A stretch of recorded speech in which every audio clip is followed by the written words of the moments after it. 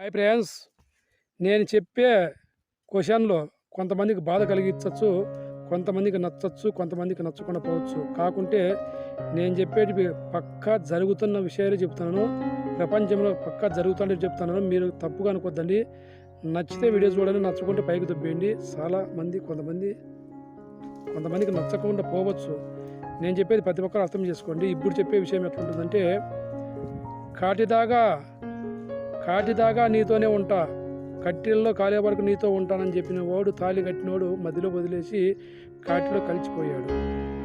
కానీ మధ్యలో పరిచయమైనాడు, పక్కలేకి వస్తే నీతో మాట్లాడతా, రాకుంటే మాట్లాడనని, పక్కలేకి వస్తే మాట్లాడతా, లేకుంటే మాట్లాడనని మధ్యలో పరిచయమైనడు అంటున్నాడు. మరి ఆమె ఏం చేయాలి, ఎక్కడ పోవాలి, ఏం చేయాలి? ఫ్రెండ్స్, మీరు తప్పుగా అనుకోద్దండి. తాళి కట్టిండే మగవాడు, భర్త అనేవాడు కాటిదాకా వస్తా నీ జతగా అన్నాడు, మధ్యలో వదిలేసి వెళ్ళిపోయాడు. మధ్యలో చనిపోయి కట్టెల్లో కాలిపోయినాడు. ఏదో వన్ టైం సార్లేక చచ్చిపోయినాడు. వాటి వరకు బాగుంది. కానీ నేను చెప్పేది ఏమంటే, మధ్యలో పరిచయం అయినాడు మళ్ళా నువ్వు నాకు అనుకూలమైతే నీతో మాట్లాడతా, లేకుంటే మాట్లాడనని వాడు ఎదిస్తున్నాడు. ఇప్పుడు ఆ ఆడమంచి ఏం చేయాలా?